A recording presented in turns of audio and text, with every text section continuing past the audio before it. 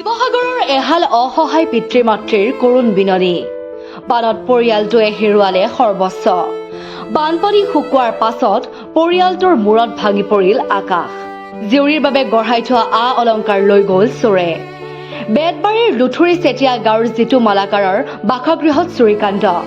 জিতু মালাকাৰৰ জীয়ৰী নিহাৰিকা মালাকাৰৰ বিয়াৰ বাবে গঢ়াই থোৱা সকলো অলংকাৰ চুৰি। অস্ত্ৰোপচাৰৰ বাবে সাঁচি থোৱা ৭০,০০০ টকাও নিলে চোৰে। নিহাৰিকা মালাকাৰৰ ডিচেম্বৰ মাহত বিয়াৰ দিন ধাৰ্য কৰা হৈছিল।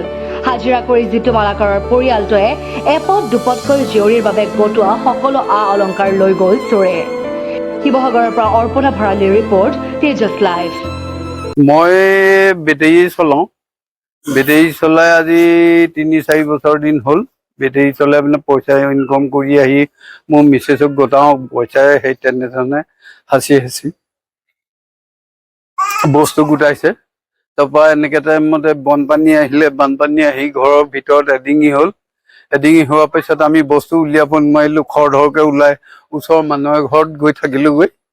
থকাৰ পিছত যেতিয়া পানী শুকাইছে আহি দেখিছোঁ ঘৰত একো বস্তুৱে নাইকিয়া হ'ল।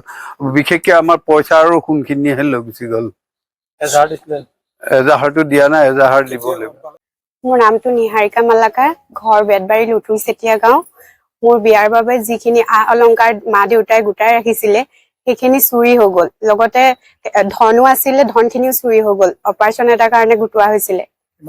৭০,০০০ মান আছিলে। অলংকাৰ 10 লাখৰ ওপৰত। মোৰ বিয়া আছিলে নৱেম্বৰ ডিচেম্বৰ মাহটোতে আছিলে। পঢ়া হৈ গ'ল।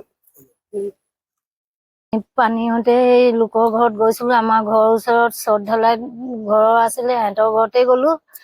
অহাৰ পাছত দেখিছো একো নাই। ছোৱালীজনী সোণৰ বস্তু, টকা পইচা, কাণৰ কাণে থৈছিলো চব লৈ গ'ল। ফুলি আছিলে, 4 চেন আছিলে আৰু আঙুঠি 2 আছিলে আৰু কাৰো 2 আছিলে। একোৱে নাই নহয়, কেচ পইচা 70,000 আছিলে। আপোনাৰ 15 লাখকৈ ওপৰ যাব। আজিকালিতো সোণৰ বস্তুটো বহুত দাম ন আপোনালোকে।